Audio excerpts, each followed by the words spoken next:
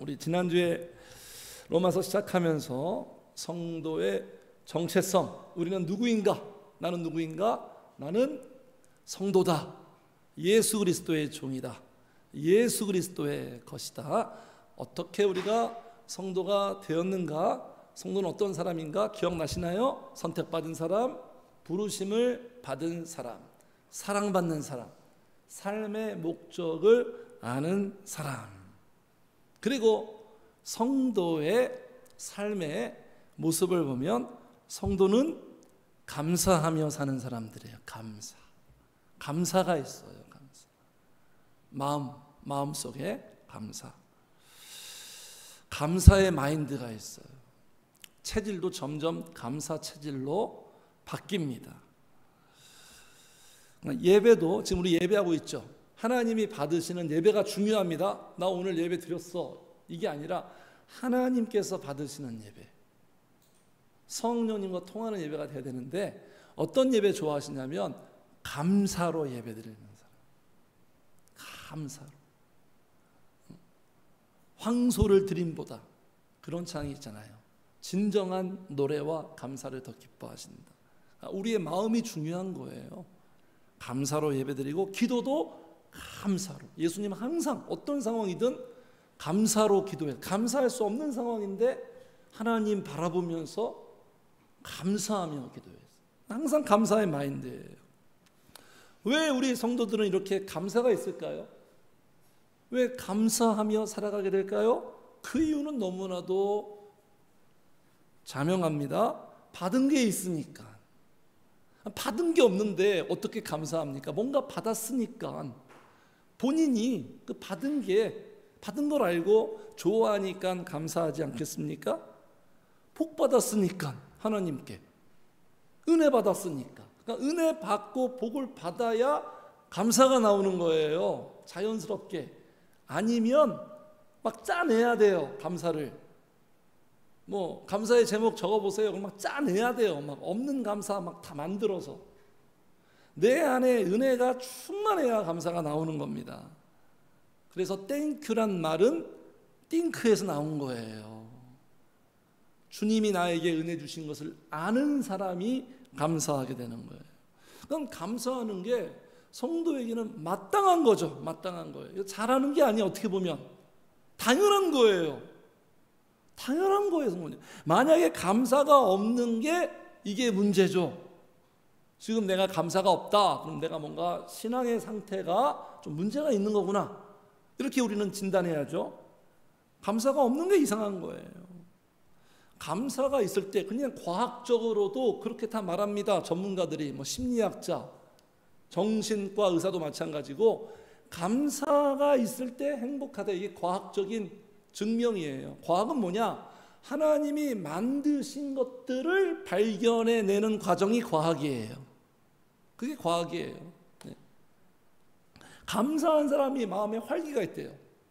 감사할 때 세포, 뭐 도파민, 옥시토신, 이게 좋은 세포가 분비가 돼가지고 마음도 활기가 있고 긍정적으로 바뀌고, 그리고 그 감사의 마음이 우리의 몸도 건강하게 만든대요. 그런 스토리도 있어요. 어떤 암 환자가 하루에 뭐 100번씩 감사했대요.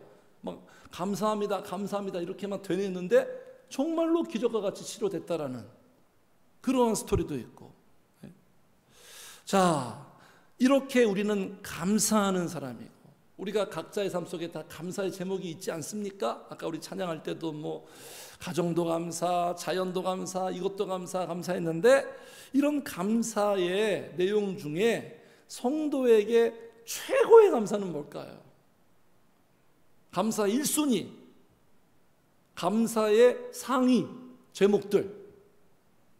성도님들 무엇이 제일 감사합니까? 성도님들에게는 일단 우리가 받은 최고의 복, 성령님이 최고의 감사고, 그리고 그 성령님과 함께 할 수 있는 기도의 복을 받은 게 감사한 거죠. 그러니까 성도는 예수님처럼 기도와 성령으로 살아가는 거예요. 그게 복음이에요. 이게 감사하고, 그리고 오늘 본문에서 말하고 있는 그러한 지금 내용인데 믿음이에요. 믿음. 내가 예수를 믿게 된 것, 내가 믿음을 갖게 된 것, 그리고 지금 내 믿음이 조금씩 좋아지고 있는 것, 이게 최고의 믿음은요, 우리가 스스로 가질 수가 없어요. 물론 사모는 할 수 있어요. 믿음은 하나님의 은혜예요. 선물이에요.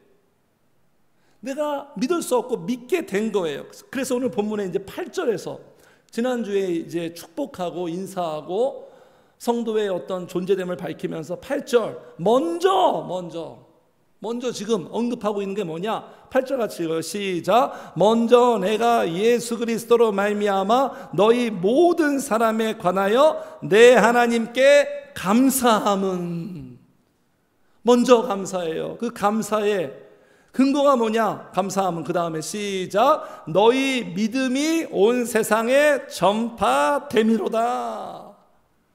이게 성도에게 최고의 감사예요.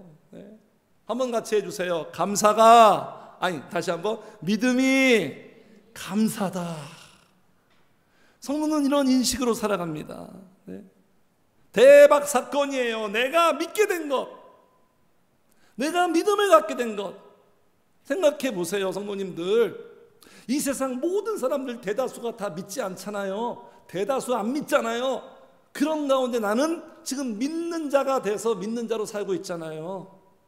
보통 사건이 아니에요. 대박 사건이에요, 성도님들. 그래서 예수님이 이렇게 말씀하십니다. 내가 너희에게 이르노니, 우리 같이 읽어요. 시작. 이와 같이 죄인 한 사람이 회개하면 하늘에서도 회개할 것 없는 의인 99으로 말미암아 기뻐하는 것보다 더하리라. 경사났다라는 거예요. 무슨 말이죠? 믿게 된 것. 누군가가 안 믿던 사람이 믿게 되면 천국에 있는 99명보다 그 한 사람으로 말미암아 천국에서 잔치가 벌어지는 거예요. 그렇죠, 성도님들. 그래서 우리 성도들은 교회에서, 교회 새신자 오면, 새신자가 와서 누군가가 믿으면 이게 교회의 가장 큰 경사죠. 네? 어떤 성도가 뭐 사업이 잘 되고 취직되고 대학 들어가고 좋은 일 일어나는 거, 물론 이것도 감사지만 그 감사보다 최고의 감사는 안 믿던 사람이 예수를 믿게 되고, 그리고 믿음이 전혀 없던 사람이 교회에서 은혜 받고 믿음이 생긴 것, 이게 최고의 감사예요. 하나님께서 이렇게 생각하는 것처럼 우리도 똑같이 그렇게 생각할 줄 알아야 되는 거예요. 그게 바로 성도입니다. 그게 바로 성도예요. 이게 성도의 마인드예요. 가치관이에요. 그래서 바울 사도처럼 저도 똑같아요. 우리 성도님들이 다 잘 됐으면 좋겠어요. 저는 정말로 복 받았으면 좋겠어요. 그래서 제 기도 시간뿐만 아니라 그냥 하루 종일 어느 곳에 있든지 그 성도를 위해서 저는 막 축복이 나옵니다. 그의 삶이 형통해지고 어떤 문제가 해결되고 그랬으면 좋겠어요. 그런데 그런 것보다 더 저는 개인적으로 감사가 뭐냐면 성도들이 믿음이 좋아지는 거예요. 성도들이 영적으로 좋아지는 거예요. 이게 진짜 감사예요. 이게 진짜 감사. 그럴 때 제일 기쁘고 막 즐겁고 행복해요. 자, 그래서 이 로마에 있는 이 성도들이 지금 믿음이 생겼어요. 이 믿음이 어떤 믿음이냐면 너희 믿음, 8절에 보니까 너희 믿음이 온 세상에 전파돼 버렸대요. 그냥 믿음이 소문났대요.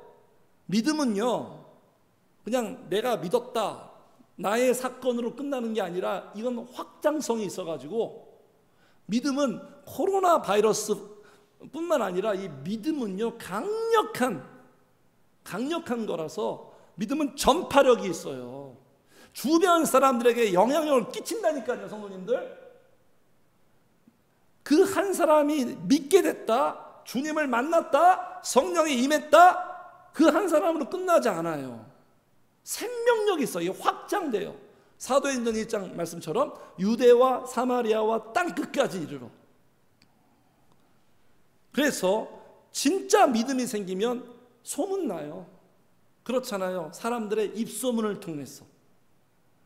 누군가가, 제가 이제 우리 오래간만에 누구를 만났어요. 만났을 때 뭐 이 사람 저 사람 근황에 대해서 얘기할 거 아니에요. 어떻게 지내? 그렇게 물어보면 그 사람이 그 사람 요새 장난 아니야. 달라졌어. 믿음이 좋아졌어. 신앙생활 진짜 요새 잘해. 새 사람 됐어. 그 얘기를 들으면 저는 또 그걸 또 누군가한테 말하게 돼 있는 거예요. 이렇게 소문이 나게 되어 있어요. 그래서 오늘 이 바울의 감사, 성도의 감사, 우리의 감사인데 믿음이 최고의 감사다. 이렇게 우리 딱 전제하고, 그러면 왜 믿음이 최고의 감사일까요? 이 질문에 어떻게 생각하십니까? 이 질문에 개인적으로 어떻게 답하시겠나요? 네? 믿음이 왜 최고의 감사예요? 이 믿음을 알아야죠. 믿음이 어떤 복인지를 알아야 이게 최고의 감사다라고 우리가 확실하게 말할 수 있지 않겠습니까? 왜 믿음이 감사합니까? 이 믿음을 통해서 우리가 얻게 되는, 믿음은 무엇과 연결되죠? 믿음을 통해서 우리는 한번 같이 해주세요. 구원받는다. 구원을 받아요. 제일 중요한 문제죠. 먹고 사는 문제보다 더 중요한 것, 사람에게 제일 중요한 문제.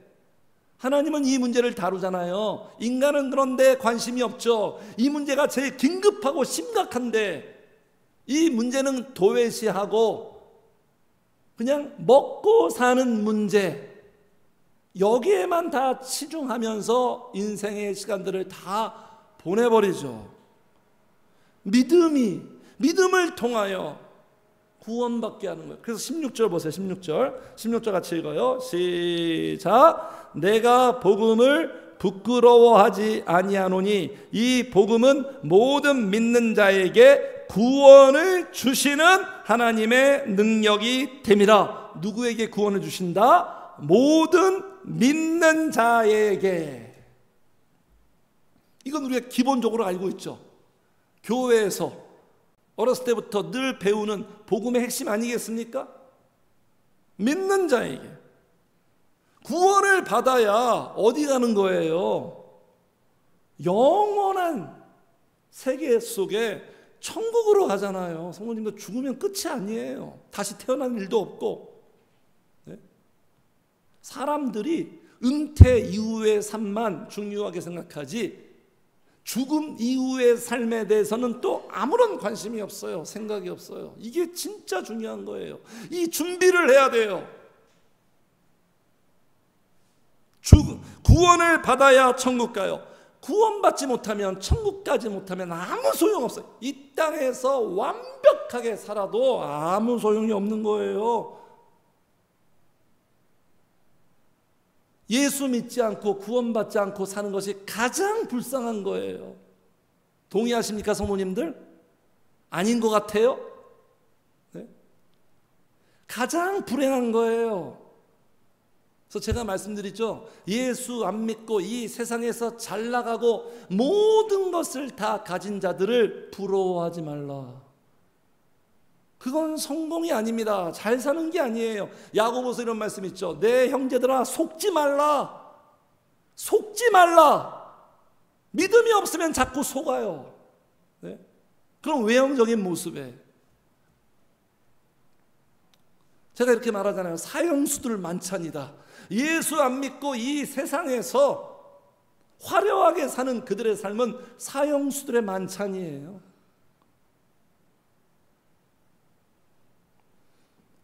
믿음이 있어야 구원받고 천국 가는 거예요.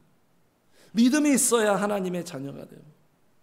구원 문제 때문에 이 믿음이 우리에게 이토록 중요한 거예요. 네? 두 번째로 왜 믿음이 최고의 감사냐? 이 믿음이 같이 합시다. 믿음이 나를 살게 한다. 물질이 살게 하는 게 아니에요. 이 세상에 풍속은 그렇죠. 돈만 있으면 다 되죠. 돈이 진리야. 네? 실제로 뭐 돈으로 다 해결되는 게 있죠. 물질 만능 시대잖아요. 로마서 12장에 이런 말이 나옵니다. 이 세대를 본받지 말고. 네? 거부하는 거예요, 우리는. 이 믿음이 이 믿음이 교회에서만 다루는 주제가 아니고 무슨 신앙의 섬, 신앙의 세계에만 있는 영역도 아니고 이 믿음은 우리의 삶의 총체적인 전체에 지대한 영향을 주는 거예요. 그래서 제가 말씀드렸잖아요. 믿음이 살게 한다고. 믿음이. 자, 그래서 17절 보세요. 17절. 이게 오늘 본문의 결론이죠. 이게 항상 하나님의 말씀의 결론이에요. 그리고 이게 해피엔딩이에요. 17절 같이 읽어요. 시작. 복음에는 하나님의 의가 나타나서 믿음으로 믿음에 이르게 하나니 기록된 바 오직 의인은 믿음으로 말미암아 살리라 함과 같으니라. 복음이 우리에게 전해주는 메시지가 뭐냐? 무엇이 행복이냐? 무엇이 사람에게 복이냐? 복음의 결론이 뭔지 아세요? 의인은 누가 의인이에요? 의롭게 사는 자가 의인이 아니라 예수 믿는 자가 의인이에요. 예수가 없고 성령이 없으면 죄인이에요. 아무리 선하게 살아도. 의인은 어떻게 산다? 믿음으로 말미암아 그 다음에 뭐죠? 살리라. 믿음으로 말미암아 살리라. 이 말씀 때문에 이 로마서 1장 17절의 말씀의 이 위력 때문에 세상이 바뀐 거예요. 역사가 바뀐 거예요. 마틴 루터 아시죠? 종교개혁가. 그가 로마서 1장 17절의 말씀에 꽂혀서 은혜 받아서 종교개혁이 시작된 거예요. 엄청난 말씀, 세상을 바꾸는 거예요. 하나님의 말씀이. 성령의 역사가. 네? 믿음으로 말미암아 살리라. 성도의 정체성이에요. 나는 어떻게 산다? 믿음으로 말미암아 살아가는 거예요. 성도님. 믿음이 없으면 못 사는 거예요. 말씀대로 못 사는 거예요. 성도답게 못 사는 거예요. 믿음이 없으면 세상 사람처럼 사는 거예요. 교회는 다니지만 세상 사람처럼 그렇게 살 수밖에 없는 거예요. 그래서 복음의 목적은 뭐냐? 17절 다시 보겠습니다. 복음에는 하나님의 의가 나타나서 믿음으로 믿음에 이르게 하나니. 이게 복음의 목적이에요. 왜 복음을 전하게 하느냐? 왜 목사님들이 복음을 전하고 말씀을 전하느냐? 왜 전도하느냐? 예수를 믿어서 그냥 예수 믿고 끝이 아닙니다. 천국 가면 끝나는 게 아니에요. 예수를 믿고 하나님이 원하시는 믿음의 사람으로 만드는 것. 이게 복음의 목적이에요. 믿음에서 믿음으로 이르게 하는 것. 요한복음에 이런 말씀이 있잖아요. 무엇이 하나님의 일입니까? 이렇게 질문했어요. 예수님께. 뭐 전도해라, 뭐해라, 봉사해라, 이런 답을 예상했는데 주님의 대답은 같이 해주세요. 하나님을 믿는 것이 하나님의 일이다. 이게 하나님의 비전이에요. 여기 계신 한 사람 한 사람을 교회만 다니는 사람이 아니라 진짜 믿음의 사람 만드는 것, 진짜 성도를 만드는 게 하나님의 일이에요. 그래서 믿음으로 살아간다는 건 뭐냐? 추상적인 명제 같은데 믿음으로 살아간다는 거 그냥 뭐 예수 믿어 이런 정도가 아니라 믿음으로 살아간다는 것은요, 믿음의 대상인 그분으로 살아가는 거예요. 다르게 말하면 성령으로 살아가는 거예요. 이게 믿음이에요. 갈라디아서 2장 20절 말씀입니다. 자, 좀 길지만 우리 같이 읽어요. 시작. 내가 그리스도와 함께 십자가에 못 박혔나니 그런즉 이제는 내가 사는 것이 아니라는 거. 이렇게 딱 믿음이 생기면 자기주도 인생에서 졸업합니다. 시작. 오직 내 안에 그리스도께서 사시는 것이라. 이제 내가 육체 가운데 사는 것은 나를 사랑하사 나를 위하여 자기 자신을 버리신 하나님의 아들을 믿는 믿음 안에서 사는 것이라. 믿음으로 사는 거예요. 성령으로 말미암아 살아가는 거예요. 이게 바로 믿음이에요. 성령으로 살아간다는 거, 성도님들, 우리 인생에서 가장 확실한 게 뭘까요? 사람은 무엇을 믿을까요? 내가 생각할 때 가장 확실한 걸 믿습니다. 이게 사람의 심리예요. 무엇이 가장 확실할까요? 돈일까요? 안정적인 보장된 어떤 조건일까요? 환경일까요? 내 남편일까요? 내 아내일까요? 내가 의지하는 나의 인맥 속에 어떤 사람일까요? 이게 가장 확실해요? 확실하다고 보십니까? 인생은 얼마나 변수가 많은 줄 아세요? 변동사항이 많아요. 인생이 불확실한 거예요. 그러니까 인생이 어려운 거예요. 내 인생에 가장 확실한 것, 눈에 보이는 게 확실한 게 아니라 눈에 보이지 않지만 영원토록 변함이 없으신 주님이 보내주신 성령님이 가장 확실해요.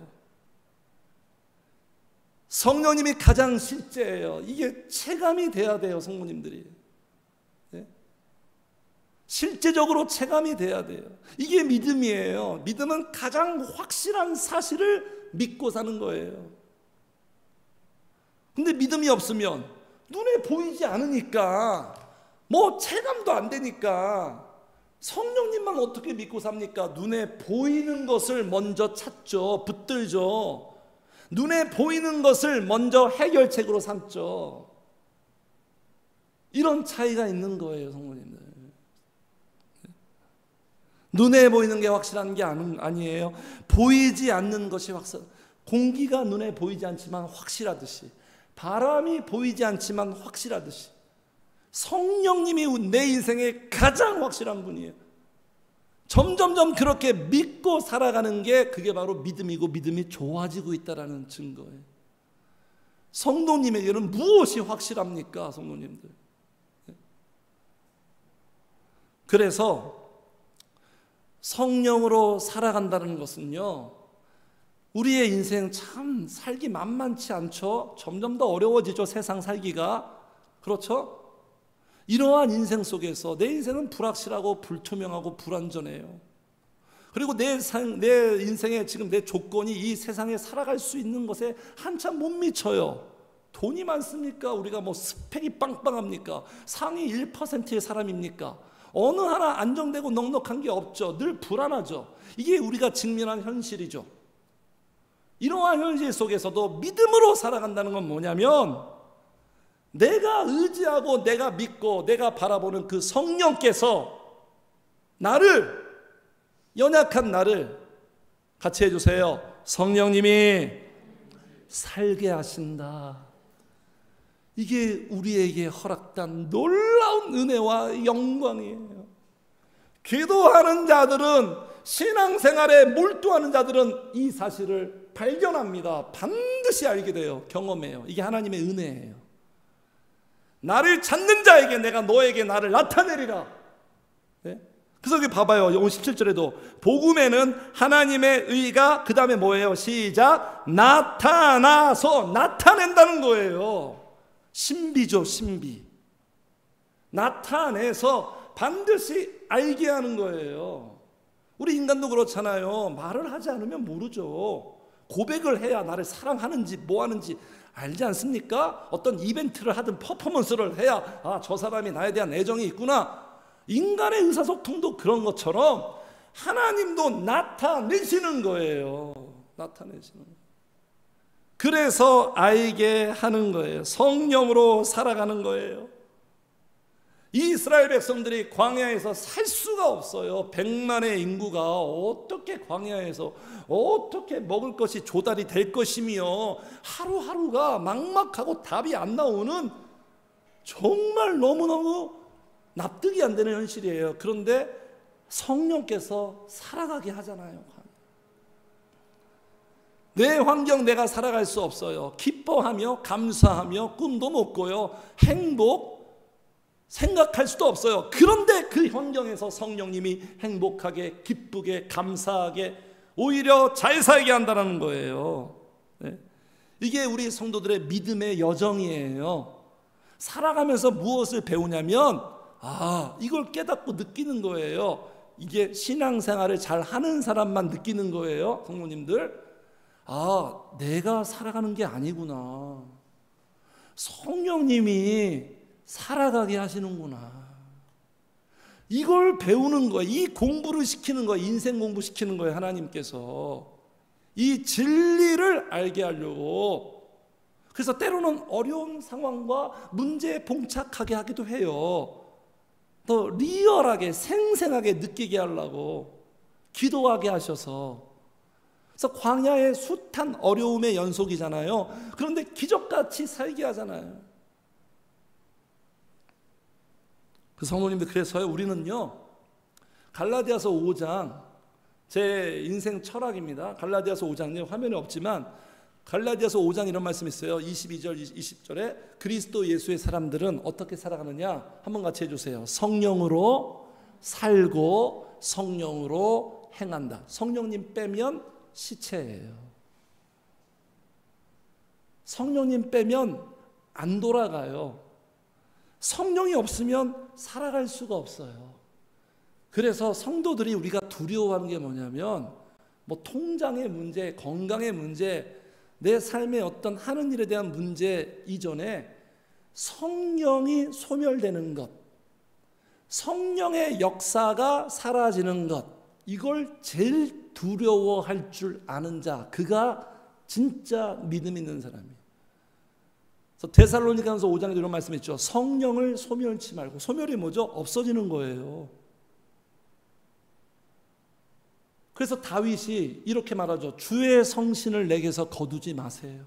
다윗이 이걸 두려워한단 말이에요. 다윗이 그토록 행복하고 기쁘고 즐겁고 하나님과 오손도손 살고 콩냥콩냥 살았던 그 모든 근거가 뭔지 아십니까? 성령님이에요. 근데 다윗이 큰 죄를 범해버렸네. 그 성령님이 사라져버렸네. 그러니까 다윗은 비상인 거예요. 난리가 난 거예요. 밤마다 통곡하며 기도합니다. 베개가 다 적셔져요. 얼마나 울었는지. 그래서 성도님들, 성령이 없으면, 이게 정상적인 거예요. 성도님들, 공기가 없으면 우리는 숨을 못 쉬죠. 죽죠. 그런 것처럼 성령님은 나의 공기라서, 나의 생명이라서 성령이 없으면 우리의 구조가 숨을 쉴 수가 없는 거예요. 제가 종종 말씀드리죠. 저는 호수공원을 너무 좋아하니까, 숲을 좋아하니까, 자연을 좋아하니까. 그냥 호수공원 간다고 해서 힐링이 되고 그런 게 아니에요. 성령님과 함께 가니까 좋은 거예요. 만약에 제가 영적으로 침체가 됐어요. 성령이 소멸되고 막히잖아요. 호수공원에 가도 그 울창한 숲속에서 걸어도 내 마음은 답답해요. 숨을 쉴 수가 없어요. 왜? 소통이 안 되니까, 막혀버렸으니까. 성령님만이 나를 숨쉬게 하는데, 성령님만이 나를 살게 하는데 그 성령님과 뭔가 문제가 생겼어요. 그렇죠. 부부도 그렇죠. 부부도 부부관계가 좋아야 삶에서 스트레스가 있고 힘들어도 살아가는 거 아닙니까? 근데 부부의 뭔가 관계가 문제가 생겼어요. 그럼 집에 들어와도 숨을 못 쉬는 거예요. 깝깝하고 답답하고 힘들고 힐링도 안 되고 쉴 수도 없고. 성령님이 나를 숨쉬게 하고 성령님이 나를 살게 하고, 그 성령님은 나의 생명이고 나의 산소고 나의 물이고 나의 빛이에요. 그래서 요한복음에 이런 말씀하시잖아요. 주님이 같이 읽어요. 시작. 이 말씀을 하시고 그들을 향하사 숨을 내쉬며 이르실 때 성령을 받아. 보세요. 성령과 숨과 같이 지금 이 문장 속에 있어요. 숨은 뭐죠? 호흡이죠. 호흡을 하나님이 준단 말이에요. 하나님이 호흡을 주고 그 호흡을 거두어가면 우리는 죽는 거예요. 예수님께서 제자들을 살아가게 할 수 있도록 그들을 향하여 숨을 내셨어요. 창조할 때도 그랬어요. 창세기에 보면 인간을 창조할 때도 하나님이 숨을 이렇게 인간에게 주셨어요. 불어넣어 주셨어요. 하면서 예수님 말씀하시는 거예요. 숨을 내쉬며 이르실 때 성령을 받으라. 성령님이 우리의 생명이에요. 성령님이 나를 질식할 수밖에 없는 답답한 내 삶에 살 수 있는 유일한 생명이에요. 숨을 쉬며 살 수 있어요. 호흡하며 사는 거예요. 성도님들, 신앙생활은 뭐냐? 그냥 오늘 이 시간에 예배 드리고 설교 듣고 이게 아니라 우리는 영적인 존재잖아요. 호흡하며 사는 거예요. 성령님과 내 영이 호흡하면서, 영이 죽어있는 사람은 호흡을 못하겠죠. 안 하겠죠. 이 시간에 찬양과 예배와 말씀을 통해서 주님께로부터 오는 생명을 내 호흡이 이렇게 흡입하고, 이 시간에 성도님들 보이지 않지만 성령님이 성도들에게 호흡을 불어 넣어주는 거예요. 그래서 어떻게 보면 심폐소생술이에요. 예배는 심폐소생. 다시 숨을 넣어주셔서 살아나게 하는 거예요.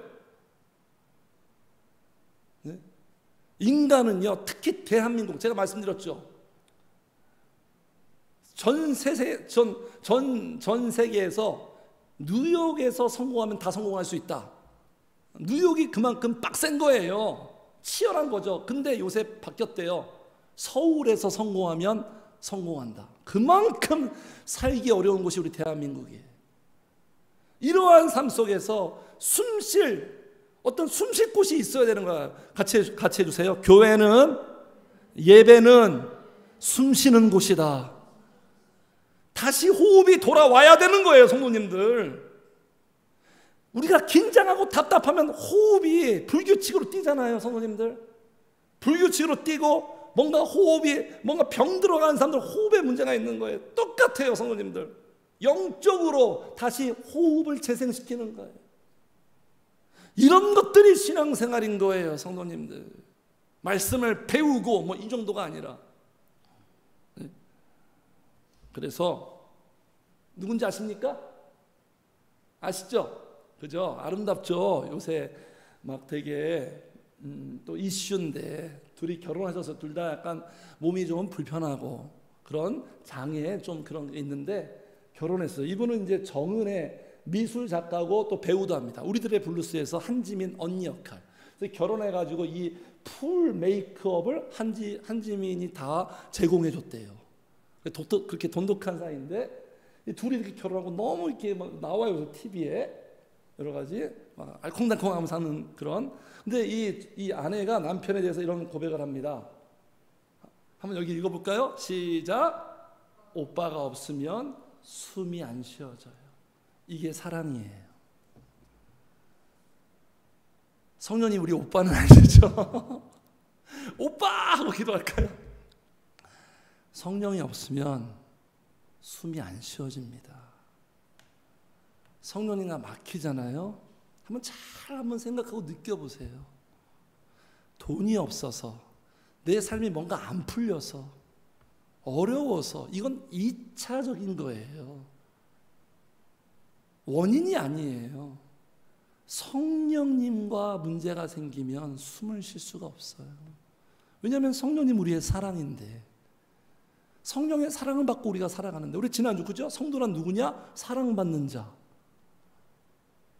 사랑을 받고 성령님과 원하는, 그래서 예배는 신령과 진정으로 예배하는 거예요. 통하는 거예요. 통해야 돼요. 막혀 있으면 안 돼요. 내 마음이 닫혀 있으면 안 되고 막히면 안 되고. 그래서 마귀가 자꾸 막히게 하고 닫히게 하고 오픈 마인드를 폐쇄적으로 만드는 거예요. 성령님께 열려 있어야 되고, 성령님이 나에게 시원한 공기가 되고.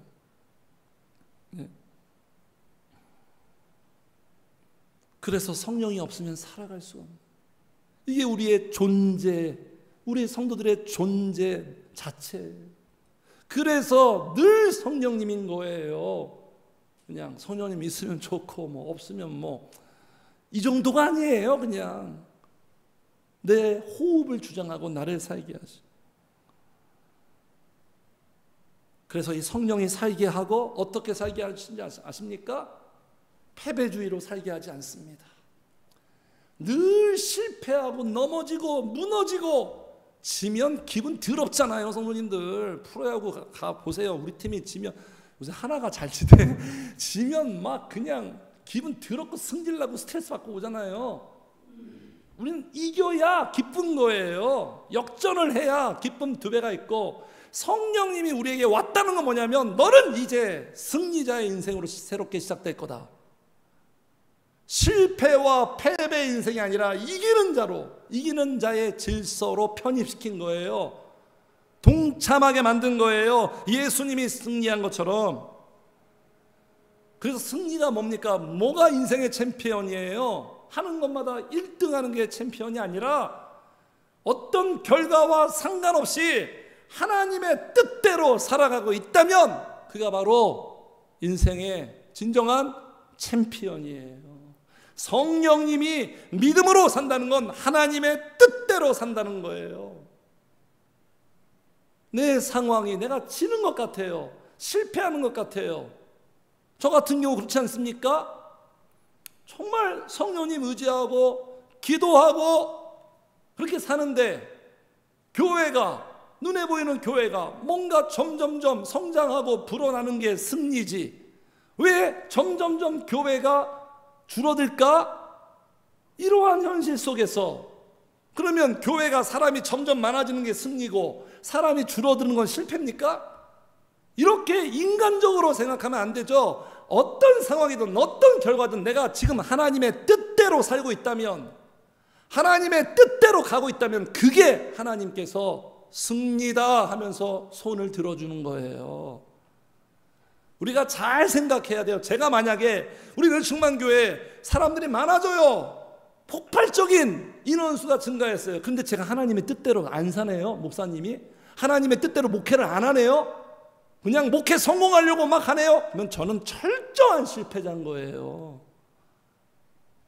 내가 하나님의 뜻대로 지금 걸어가고 있다면, 그럼 예수님이 십자가에서 죽어버렸어요. 그럼 실패입니까?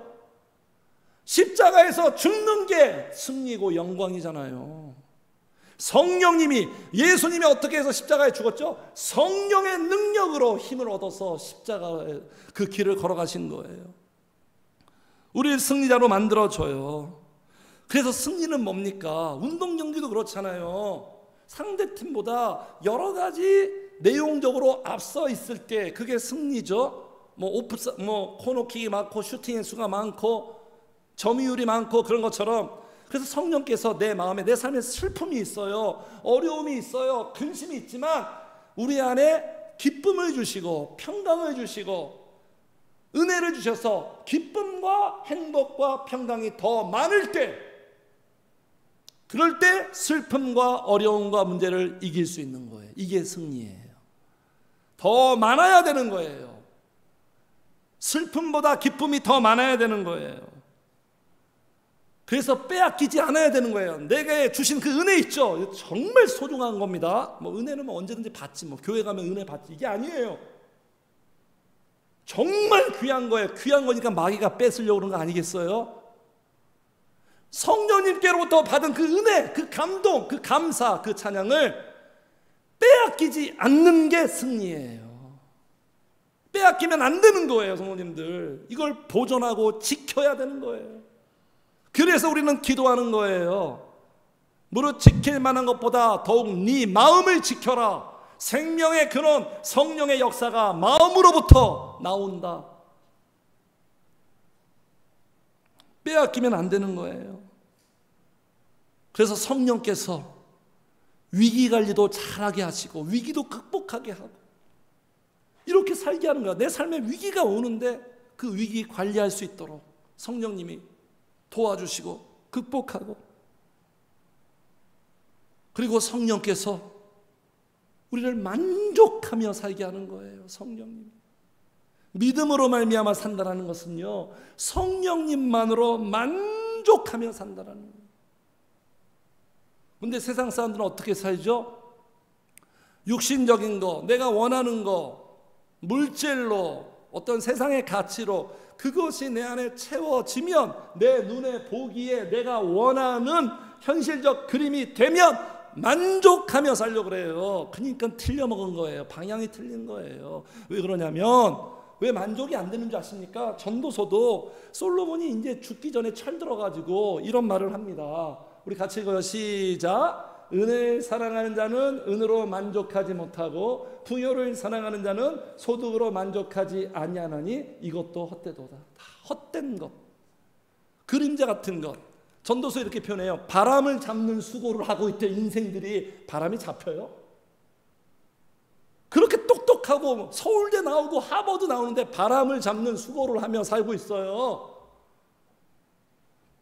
돈으로는 절대로 만족하지 못해요. 돈의 어떤 그 장점 뭐냐면 좀 편리함은 제공하죠. 편리함, 육신의 욕구, 먹고 싶은 거, 입고 싶은 거, 가고 싶은 거는 마음껏 할 수 있는, 그러면 그 육신의 욕구가 충족되면 행복해지나요? 만족이 되나요? 그때뿐이에요. 그게 계속 된다. 어차피 유럽을 가든 남미를 가든 일본을 가든 다 거기에서 거기에요. 먹는 음식도 다 한정적이고 보는 것도 다 거기서 거기고, 그래서 전도서에 이런 말씀 있잖아요. 해 아래 지구촌에 새 것이 없다. 신선한 것이 없다는 거예요. 그래서 인간들은 뭔가 새로움을 계속 창조하죠. 콘텐츠, 예능도 새로운 것, 신선한 것을 계속 시청자한테 제공해 줘야 된다는 거예요. 왜 그런 줄 아십니까? 육신적인 것으로는 절대로 채워지지 않아요. 왜 그러냐면 하나님이 인간을 만들 때 영적인 존재로 만들었어요. 하나님은 영이잖아요. 하나님과 똑같은 유전적인 구조로 영이 있는 존재로 만들었어요. 그러면 인간은 영이 채워져야, 영이신 성령님이 우리의 마음에 채워져야 그때 비로소 만족하며 살게 되는 거예요. 이게 창조의 시스템이에요. 그런데 이걸 잃어버린 거예요, 인간들이. 이게 뒤틀려 버린 거예요. 삼천포로 빠지는 거예요. 성령으로 채워져야 만족하며 사는데 이 길을 잃어버리니까 자꾸 다른 것으로 채워서 만족시키려고 하는 거예요. 한국 사람은 밥을 먹고 김치를 먹어야 살 수 있잖아요. 제가 예전에 강원도에 있을 때 노회에서 유럽 여행을 보내줬어요.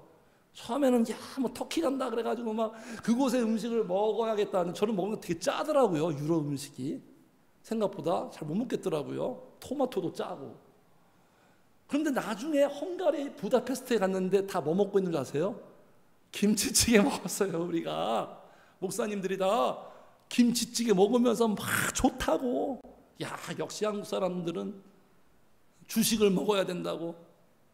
그래서 우리 예람이가 그래요. 아빠는 절대로 일본 여행을 못할 거라고. 네? 일본에는 뭐 반찬도 없대요. 느끼한 거 먹으면 꼭 거기에 따르는 반찬이 있어야 되거든요, 저는. 근데 그 반찬 없이 먹으면 못 먹어요. 네? 성령으로만 채워져야. 그래서 저는 이렇게 표현합니다. 성령님이 우리의 이상형이고 천생연분이고 안성맞춤이에요. 딱 맞는 거예요. 나한테 딱 맞는 존재는, 딱인 존재는 같이 합시다. 오직 성령님 뿐이다. 근데 그분과 내가 관계를 맺지 못하고 그분과 담을 쌓고 살고 있고 그분을 전혀 알지도 못하고, 그러면 내 인생은 어떻게 되는 거예요? 어떻게 되는 거예요? 어떻게 살아가는 거예요, 우리가? 네?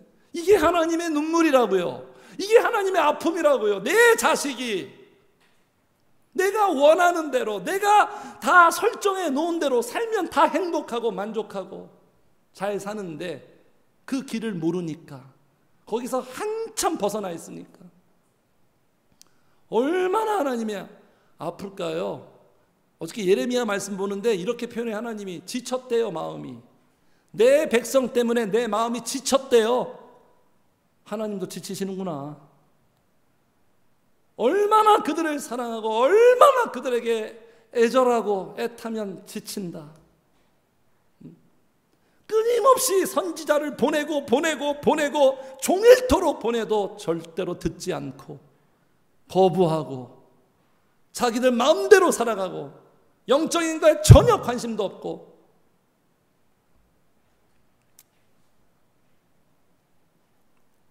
그래서 육신적인 사람들은요, 육신적인 게 채워지면 만족하면 살아요. 육신적인 사람들은 자기가 원하는 육신적인 조건만 채워지면 할렐루야예요. 근데 진짜 믿음 있고 믿음 좋아지고 영적인 사람은요, 그 육신적인 것으로 다 만족할 수 없어요. 물론 그 육신적인 것도 좋죠. 영적인 것이 채워져야 만족하며 살아갑니다. 이게 믿음이에요, 성도님들. 믿음은 뭐냐? 성령으로 채워져야, 성령 충만해야 나는 만족할 수 있다. 그게 바로 믿음이에요. 그래서 성도님들, 그래서요, 성령으로 살아가는 사람들은요, 돈이 없어도 돈이 부족해도 힘들지만 살아갈 수 있어요. 왜? 성령님의 위로가 있거든요. 그리고 성령님이 또 때를 따라 또 지원해 줘요. 정부 지원금이 아니라 성령님이 지원해요. 성령님이 지원. 그런데 성령이 없이 믿음이 없는 사람은요, 돈으로 살거든요. 돈이 없으면 그냥 지옥인 거예요. 돈이 없으면 절대로 못 살아요. 돈 때문에 그냥 하루에도 천당과 지옥을 왔다 갔다 하는 거예요. 희비가 교차되고 일희입이 되는 거예요. 이게 얼마나 비참한 줄 아십니까? 그게 물질에 매여 사는 거예요, 성도님들. 그 물질에 매여 있는 것을 자유케 하고 해방시켜 주시는 분이 성령님이고 그분을 향한 믿음이에요. 한번 같이 합시다. 믿음이 왜 안 믿음이 세상을 이긴다. 그래서 결국 성령께서 우리를 감사하며 살게 하는 거예요. 감사는 믿음으로 하는 거예요. 자, 우리 같이 읽어요. 시작. 그 안에 뿌리를 박으며 세움을 받아 교훈을 받은 대로 믿음에 굳게 서서 감사함을 넘치게 하라. 그러니까 믿음이라는 것은 일단 예수님께 딱 뿌리를 박아야 돼요. 뿌리 박고 그리고 자꾸 교훈을 받아야 돼요. 말씀을 계속 내가 받아들이고 접해야 됩니다. 그래서 믿음이 굳건하게 세워지면 우리가 누리는 복이 뭐냐면 감사가 나와요. 감사는 눈에 보이는 상황과 환경이 아니라 믿음으로 하는 거예요. 그래서 어떤 사람 보세요. 환경은 전혀 감사할 상황이 아닌데 막 본인이 막 감사하다고 막 표현하는 사람들 있죠. 막 감사하다고. 그게 우리가 되게 도전이 되고 막. 근데 어떤 사람들은 지금 객관적으로 볼 때 참 감사한 상황인데 맨날 불평, 원만, 짜증. 왜 그래요? 무슨 차이죠? 믿음의 차이예요. 믿음의 차이. 성령님에 대한 믿음의 차이예요. 믿음은, 감사는 믿음으로 하는 거. 믿음으로. 범사에 감사하라 했잖아요. 어떻게 범사에 감사합니까? 우리의 모든 범사가 내가 원하는 대로 내 마음에 어떤 드는 대로 그런 범사 아니잖아요. 마음에 안 들고 짜증나고 막 화나는 그런 범사가 얼마나 많아요. 근데 어떻게 범사에 감사해요? 범사에 감사할 수 있는 것, 성령님에 대한 믿음. 지금 삶이 지금 좀 어려워도 성령님이 나를 책임져 있고 돌보고 내 인생을 이끌고 간다는 그 믿음. 지금 내가 원하는 삶이 아닐지라도 성령님은 내 모든 상황을 다 다스리고 통치하고 합력하여 선을 이룬다는 믿음. 그 믿음, 범사에 감사할 수 있는 건 믿음에 따라서 그게 이루어지는 거예요. 지금 제가 지금 계속 설교하고 있죠? 지금 설교하고 있는 지금 전체적인 흐름이 뭐예요? 맥락이 믿음이 우리의 모든 삶에 영향을 끼친다는 그 기조 속에 지금 제가 계속 설교하고 있는 거예요. 네? 그냥 단지 믿음은 하나의 측면적인 요소가 아니에요. 네? 그래서 이 믿음이 우리의 마음을 지키는 거예요. 성도님들, 사람은 마음을 잘 지켜야 돼요. 마음을 잘 지켜야 돼요. 마음을 우리가 셀프 컨트롤 못합니다. 야수도 다 길들일 수 있는데 내 마음은 길들일 수가 없어요. 마음은 럭비공 같아요. 어디로 튈지 모르고 워가 안 돼요. 나는 지금 마음이 안정되고 싶은데 마음이 굉장히 막다른 골목으로 막 치닫고 막 정신없고 이거 아닌데 내 마음이 왜 이래? 이 마음을 지킬 수 있는 건 믿음이에요. 믿음 있는 사람들 보세요. 마인드가 건강한 편이고 건강하고 되게 안정감이 있어요. 안정감이 있다니까. 사람은 안정감이 있어야 돼요. 성령님을 마음속에 모시고 성령님과 함께하는 사람은요, 안정감이 있어요. 그리고 안심하죠. 안심. 예수님이 제자들한테 많이 한 말씀이죠. 안심하라. 나 지금 네 곁에 있다. 두려워하지 말라. 나를 안심시킬 수 있는 분은 성령님밖에 없어요. 저는 우리 가족이 정말 감사한데 하나님이 주신 최고의 선물인데, 어저께 우리 둘째 딸이 저한테 그러더라고요. 우리가 있잖아 아빠. 얼마나 위로가 됐어요. 막 힘이 됐어요. 제가 이런 푸념을 좀 했어요. 아빠는 아빠가 예뻐하고 사랑했던 사람들이 다 아빠를 미워하는 것 같아. 이런 푸념을 했거든요. 근데 예주가 아빠 우리가 있잖아. 이렇게 귀한 가족들이 있지만 그래도 100%는 아니죠. 내 마음을 지킬 수 있는 분은 성령님밖에 없어요. 성령님밖에 없어요.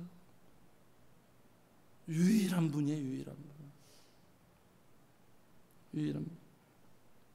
그래서 이렇게 믿음이 있잖아요. 마지막 이 부분 믿음이 있으면 어떠한 복을 누리며 사냐면 한번 같이 해주세요. 믿음이 위로하게 한다. 위로가 필요하잖아요. 우리가 사는 시대에 12절 보세요. 12절 같이 읽어요. 시작. 이는 곧 내가 너희 가운데서 너희와 나의 믿음으로 말미암아 피차 아니함을 얻으려 함이라. 보세요. 이는 지금 목회자 사도 바울과 로마 성도 간의 관계입니다. 12절. 이는 곧 내가 너희 가운데서 너희와 나의 무엇으로 성도님들? 믿음으로 말미암아 무엇을? 피차예요. 피차. 쌍방간에 피차 아니함을 얻으려 합니다. 무엇을 발견합니까? 믿음이 우리를 아니한다. 믿음이 우리에게 위로를 주는 거예요. 위로가 얼마나 좋아요. 마데카솔 같죠. 후시딘 같죠. 상처난 내 영혼을 아물게 하는, 진정시키는 믿음. 그래서 믿음이 있으면 일단 나 자신을 위로할 수 있어요. 성령님 바라보며 의지하면서 위로받아요. 그리고 그 믿음이 있으면 나 자신뿐만 아니라 타인도 위로해요. 타인도 위로한다니까요. 그리고 서로 같이 있으면서 서로 대화하고 서로 기도해 주면서 서로 위로받아요. 교회 공동체, 하나님이 우리 교회를 이렇게 서로 교회에서 만나게 하고 남남으로 사는 게 아니라 가족과 같이 한 지체로 살게 하는 그 목적은 뭐냐면 서로 위로받게 하려고. 성도는 목회자한테 위로받고, 목회자도 때로는 성도한테 위로받고, 성도도 성도끼리 위로받고 서로 위로하고 격려하고. 위로 공동체예요. 교회는 위로 공동체. 네? 누구를 통해서 위로하냐면 믿음 있는 사람을 통해서 위로해요. 성도님, 이거는 뭐 상식 아니겠어요? 누가 위로해요? 믿음 있는 사람이 위로하죠. 믿음 없는 사람이 어떻게 누군가를 위로합니까? 자기 사는 것도 지금 너무나 내 코가 석자인데. 네? 누구에게 위로받았습니까? 교회 신앙생활 할 때. 예수 안 믿는 세상 사람들한테 위로받았습니까? 세상 사람들과 위로주를 마시면서 위로가 되던가요? 그건 취하는 거예요. 어떤 몽롱한 어떤 감정에 취하는 거지 진짜 내 마음이 위로되는 게 아니에요. 세상 사람들과 대화하면서 위로가 되던가요? 재밌는 거지 그냥. 그런 것들은. 누구한테 우리가 위로를 받죠? 진정한 믿음 있고 성도들 안에서 서로 위로가 되는 거예요. 지금까지의 내 위로의 역사를 한번 생각해 보세요. 누구한테 위로받았지? 언제 위로받았지? 틀림없을 거예요. 교회 안에 있는 믿음의 사람들한테 위로받고 서로 위로를 주고받았을 거예요. 예? 제가 이번 주에 목요일 날, 저는 이제 친구도 요새 없고 그냥 예람이 엄마만이 유일한 친구고 목요일 날 제 인간관계에서 이제 김한호 목사님하고 또 한 분 목사님, 신목사님과 그분의 이제 아내 되시는 임사모님 계시거든요. 이분도 되게 영적인 분이고 기도하시는 분이고 제가 존경하는 분들이에요. 성령님이 만나게 해주신 분이에요. 시흥에서 살고 계세요. 그래서 오래간만에 찾아뵀어요. 놀러 갔어요. 그냥 가서 그냥 같이 밥 먹고 대화하고 차 마시고 돌아오는 데 있잖아요. 그날따라 이제 무척 하늘이 파랗고 구름도 이쁘고 그러더라고요. 아까 말씀드렸죠. 그 자연 환경이 우리의 마음에 영향을 주는 게 아니라고요. 돌아오는데 마음이 너무너무 시원하고 상쾌하고 행복한 거예요. 막 힘이 막 얻는 거예요. 그래서 막 힘이 생겨서 도착하자마자 둘이 그냥 호수공원 막 나갔어요. 너무 좋아서. 서양에 지는 노을이 이쁜 게 아니라 왜 그러냐? 그날 함께 교제해서 위로받은 거죠. 그분들이 맨날 얘기해요. 그 두 분이 저보다 10살 많은 목사님이고 7, 8살 많은 사모님이세요. 인생의 선배님이죠, 한참. 근데 그 두 분이 항상 그래요. 저랑 이 부족하고 연약한 저랑 예람이 엄마 통해서 위로를 또 많이 받으신대요. 그러한 말씀들을 많이, 그러니까 오늘 이 12절 말씀대로 그대로 말씀이 그냥 진짜예요, 진짜. 로마 시대만 말씀한 게 아니라 오늘날도 이루어지고 있는 거예요. 왜? 성령님 지금도 살아계시니까. 성령님과 함께하는 관계는 서로에게 이렇게 피차 위로하고 안위함을 받는 거예요. 네? 그분들이 믿음이 있으니까, 그분들이 영적인 사람이니까, 기도하는 분들이니까 이런 위로를 받는 거예요. 목사님들하고 다 같이 있는다고 위로받지 못하더라고요. 네? 나랑 맞는다고 해서 위로받는 것도 아니에요. 또 네? 이렇게 서로 위로가 되는, 이게 바로 우리에게 주신 믿음의 선물이라는 거예요. 그래서 오늘 바울 사도는 먼저 감사할 수밖에 없는 게 뭐다? 하나님이 우리에게 주신 무엇이다? 믿음이라는 거예요. 그 믿음을 통한 성령의 역사, 성령의 역사가 나를 살게 하고, 제가 지금까지 설명드린 그런 삶들, 승리하며 살고 해결받고 감사하며 만족하며 위로받는 이러한 삶, 이러한 삶으로 우리를 부르신 거예요. 성도님들 알고나 사셔야 됩니다. 이러한 삶을 우리를 초청한 거예요. 그냥 부른 게 아니에요. 야, 타, 너 타, 이 정도가 아니에요. 네? 엄청난 삶이에요. 그래서 여기에 눈을 뜨시고 경험하시고 체감하시고 믿음으로 점점 성령의 역사로, 야, 나 진짜 믿음의 사람 돼야 되겠다. 그냥 교회만 다니는 사람이 아니라 진짜 믿음의 사람 되고 싶다. 목사님이 말하는 저 믿음 나도 한번 갖고 싶다. 믿음의 사람을 목표로 삼고, 왜냐하면 우리는 믿음으로 말미암아 사는 존재니까. 내 인생 믿음 없으면 못 살아요. 성령으로 살아가는 그러한 인생으로 놀라운 그 믿음이 시작되고, 믿음에서 믿음으로 이르게 되는, 믿음이 점점점 향상되고 확장되고 업그레이드되는 믿음의 사람들, 믿음을 복을 누리는 성도님들 되시기를 주의 이름으로 축복합니다. 아멘.